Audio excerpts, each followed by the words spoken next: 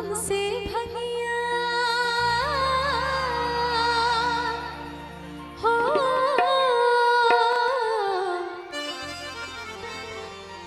ना शंकर जी के बात आ गई नहीं पाउडर बा भैया ले आई शंकर जी बनावल जाओ कबे ले राजा जी बोलम अरे तारा खराब लगी तो अब कहिए बो का कहिए के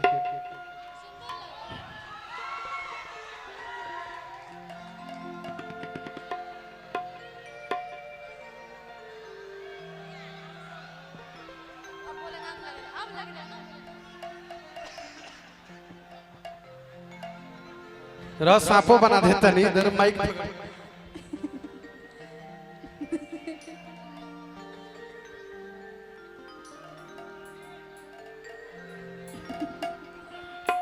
सांप कम जियो का टावर ज्यादा लग रहा है। कैसन बने शंकर जी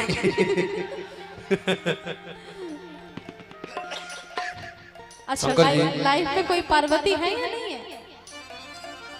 गर्लफ्रेंड है? नहीं है। क्यों नहीं है? फार्म भराइल बा अभी ज्वाइनिंग के बुझाता आपकी ना हो सदमा लगाए क्या? कहो हीरो कहो बोका कि फार्म भरा गइल बा ज्वाइनिंग लेटर आवे वाला बा। सुनिए ना, नीला ड्रम देख के ये भी सदमे में है बेचारा है ना बेटा? नीला ड्रम से डर लग रहा है ना? चलिए फिलहाल शंकर जी बने हाँ एकदम आराम से खड़े रहना, डांस करना है। शंकर जी नहीं बने देखो डांस ना ना एकदम शंकर जी बनो हाथ है तरह करो ये तरह हाथ करो ये तरह अंगूरी है तरह करो ऐसे है ने गुस्सा में। अरे कि नहीं खाई खोआ मेवा नहीं मिसरी मलाई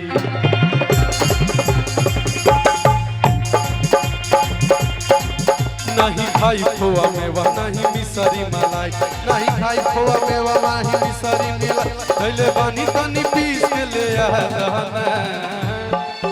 एक भैंस के मम्मी एक भैंस के मम्मी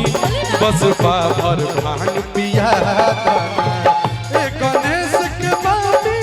बस पाभर भांग पिया राउर भगिया बडेर पिसन पिसन होते राउर भगिया बडेर पिसन पिसन होते राउर भगिया बडेर पिसन पिसन होते बस दुख होला बड़े दुख वसहाई ना गणेश के पापा गणेश के पापा हमसे भांग पिसाई गणेश के पापा हमसे भांग पिसाई ना। क्या बात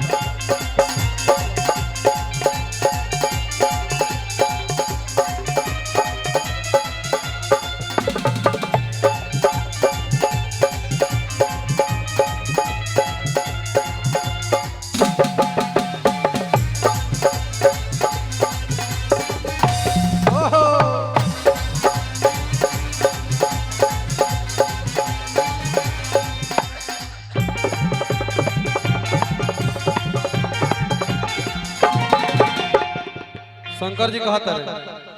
कि नहीं खाइब खोआ मलाई मिसरी नहीं खाइब खोआ मलाई मिसरी बिना भगिया के हमर सवार मिसरी नहीं खाइब खोआ मलाई मिसरी धैले बानी तनी पीस के ले आ दहना एक गणेश के मम्मी एक गणेश के मम्मी बस पाभर भांग पिया दाना एक गणेश के मम्मी बस पाभर भांग पिसाई ना।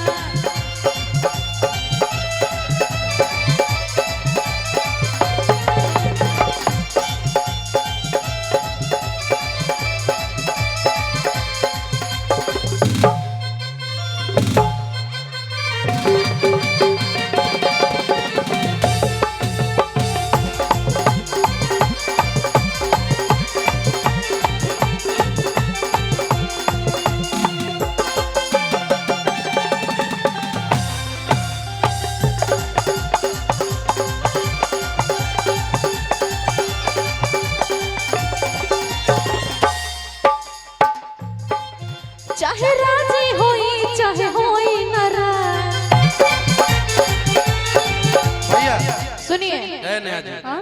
तनी भाव में तू अब खिसिया जा होने मुंह घुमा लो हाँ नाराज खिसिया जा एकदम नाराज हो जा साफ हंसिया मत तारावे वाली मेहरारू के क्रिया हंसिया मत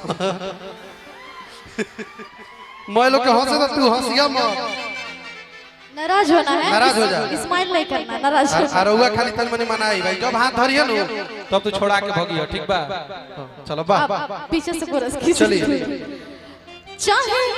राजी होई चाहे अरे जिया शेर वाह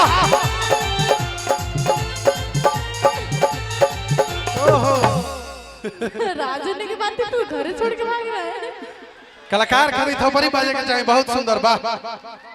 है ने फिर से एक राउंड ना देखो हौ बाबा तरफ से तारा के 10,000 रुपया उधारी इनाम बा कल घर जाके ले लिया उधारी इनाम बा नगद नहीं के आइए चाहे राजी होई चाहे हो जिया भैया भी सब न सुन ले रवाई बात सुनी सुनी है ने सुनी जज करे आँख लाल करे हमर अपेक्षा वाह जज करे आँख लाल करे हमर अपेक्षा दुख होला बड़े दुख सहाय ना एक गणेश के पापा माइक दीजिए क्या हो? माइक दीजिएगा बोलना है ठीक है ए गणेश के पापा ए गणेश के फादर ए गणेश के पापा का बोलो तो ना कि डरवाओ तो तनी प्यार से बोला का है बोला तो का हो ए गणेश के फादर ए गणेश के पापा हमसे भांग पिसाई ए गणेश के पापा हमसे भांग पिसाई ना हाँ हाँ कुछ गाने के लिए बोल रहा था बोला सब ठीक बा अब सुना खैनी कैसे बनेला खैनी बात कहता है तो ना परा मेरा हां भाई कहियो रोहने अच्छा भंगिया न देबू तो गांजा मलो अच्छा भंगिया न देबू तो गांजा मलो कम मेहनत बाई काम जल्दी करो